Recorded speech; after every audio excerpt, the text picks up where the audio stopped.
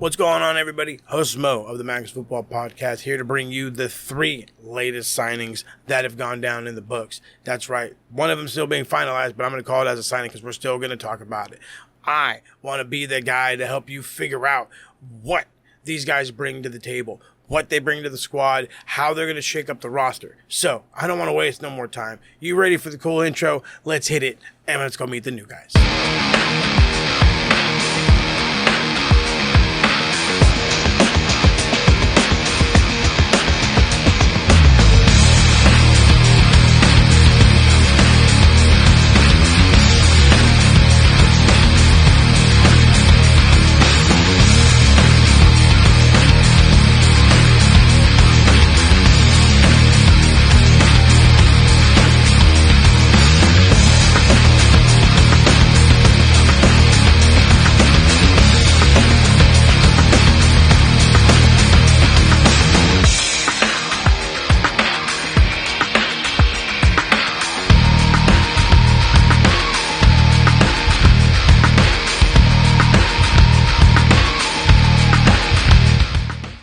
Let's hop right on into it.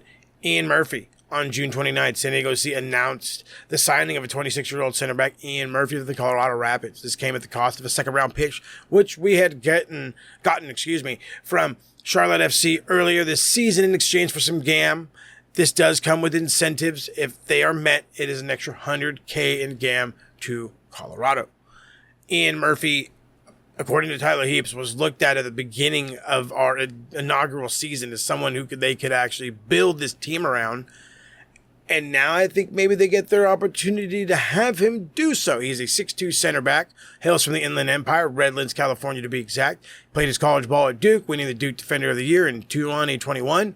He would then be selected in 2022, 14th overall by FC Cincinnati, starting 68 of his 105 appearances over the 3 years with that club before moving to Colorado, where he started 17 of his 22 total appearances. He is a left-sided center back who can play fullback. He's good on the ball, and he's good with his feet. He's kind of fast for someone who's 6'2", but he has the tendency of just trying to use his big frame. I was going to say a different word. His big frame to kind of be a brick wall, thinking that maybe it's an intimidation tactic or whatever have you, that would slow down an attacker, thus leading to a bad shot or the goalie saving it. Sometimes it works, other times it didn't. When he defends, though, he's a solid defender. Now, the facts of this is he was traded to Colorado in exchange for GAM, meaning that he was kind of a sacrifice. However, when Ian got to Colorado, he fell out of favor pretty quick, getting 11 of 16 starts. And in 2025, by the beginning of this season, he was all the way down on 4th on the depth chart. What does that mean for San Diego FC? What does Ian Murphy really do in San Diego? And it's the obvious for right now. It's depth. I say that considering how we started the season with red cards, injuries. Depth, honestly, is not a bad idea to start with, because here's the facts. Lots of rumors stemming back about 2 weeks ago have been popping up left and right about Manu Dua possibly leaving for England. Ipswich Town had been calling. West Ham United supposedly had been calling. A handful of teams in France have been calling for the young center back. So, does this mean that if Manu Dua leaves, Ian Murphy is first in line for the start? That honestly has to be answered with another question, because we have 2 other guys on the depth right now, on the bench, if you will, that have been a part of this team already and have played in our system. So my question is, how comfortable are we with Ian Pilcher and Andres Reyes? Pilcher has already seen minutes this season, and Andres Reyes has finally been participating with the first team on a regular basis, even been featured in the inner squad match and on the bench against Lobos in a friendly over the World Cup break. Does this mean that Ian is ahead of them? I would suggest yes. However, here's the catch-22. Experience is going to beat out anything Ian Pilcher may have as far as familiarity. However, maybe that just means that Varas wants to push Pilcher out to fullback for full time. I think that that's not the greatest move, but you never know. And then there is always the uncertainty that is Andres Reyes. You would have to pencil Ian Murphy in, I guess, ahead of both of them. Some people are not loving the signing because they're unsure. It's a depth signing for now. And that's not meant to be sexy. It is meant to be necessary. This was a necessary move. Let's talk about the next signing. This one, the social media, San Diego FC social media tried to go bananas with it, and good on them for doing so. Gabriel Pirani on July 9th, San Diego FC announced the signing of the attacking midfielder Gabriel Pirani from DC United in exchange for $350K in GAM with a $650K in performance-based incentives. Pirani will occupy a U22 spot, which is the last currently available to the team unless they decide to change their format to the 3-3-3 GAM.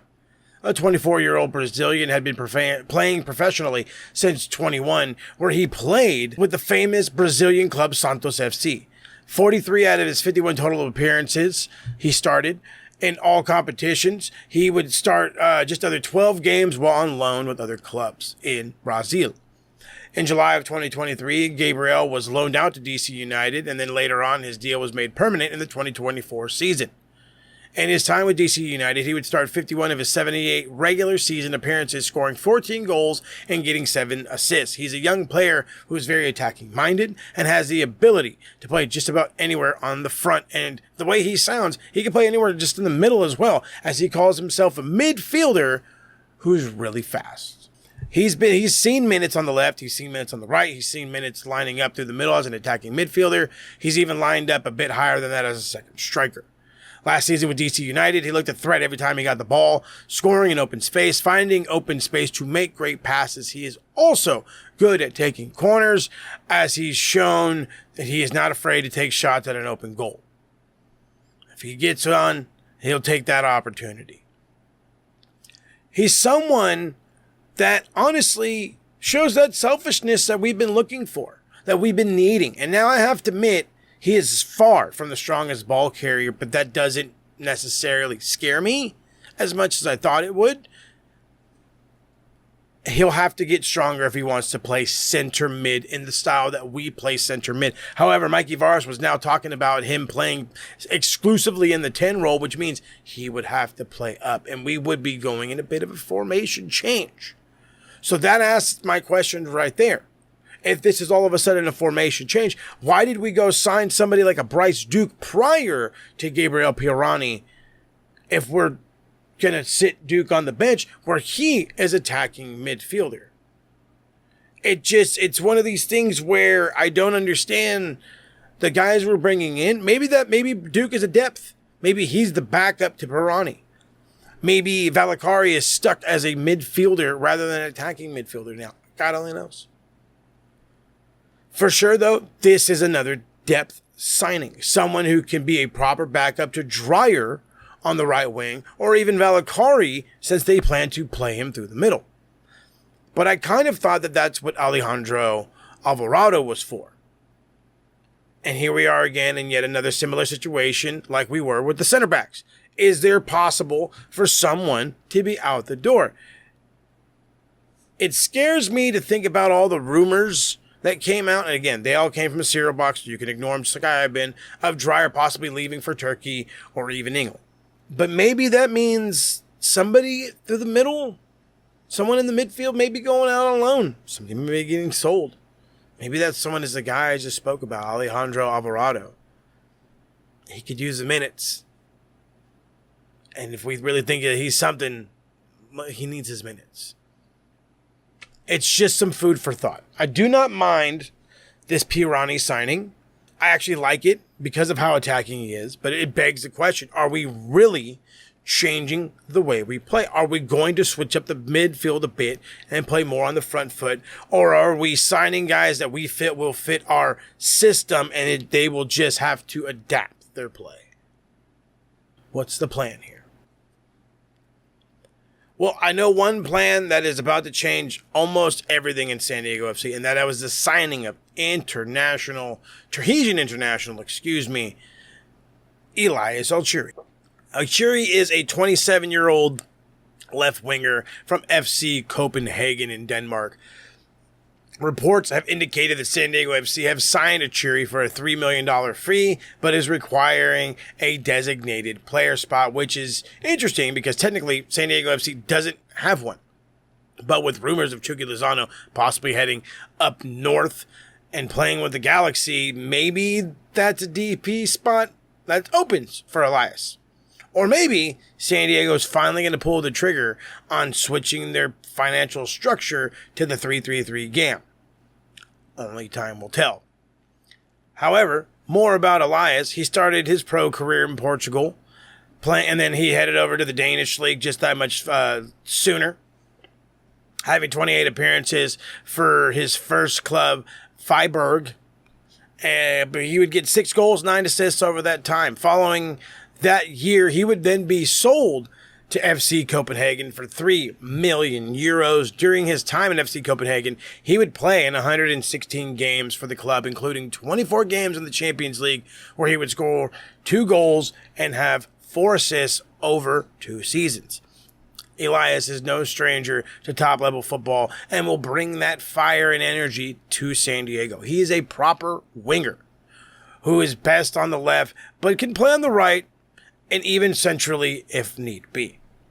He has good pace and acceleration when taking on defenders one-on-one. He is a classy dribbler, great with the ball at his feet, has tremendous skill.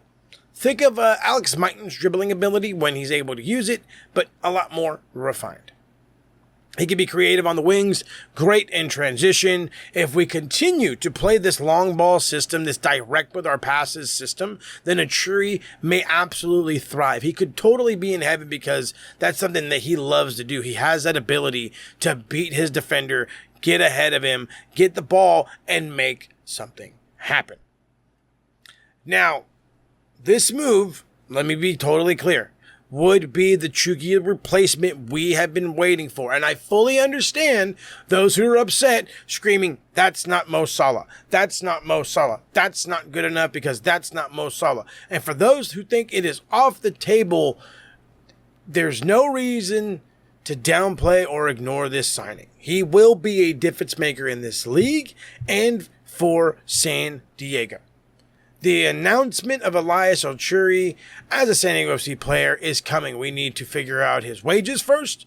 Then we need to have him go through a medical. And most importantly, he needs to get a work visa. When all that's said and done, we will get an announcement and you can all start buying Achouri jerseys. Expect him to start by mid-September, hoping he's with the team before the end of August. You guys got a new group of guys. We met the new guys, if you will. Now, the question is what kind of impact will they truly have on how we play as a team? Let me know what you guys think about the signings. Do you think they're good enough? Do you think we're heading in the right direction? Let me know. Use the comment section down below. Hit the subscribe button before you head out. And make sure you share this with all your other San Diego FC friends and family out there. And until then, vamos, San Diego.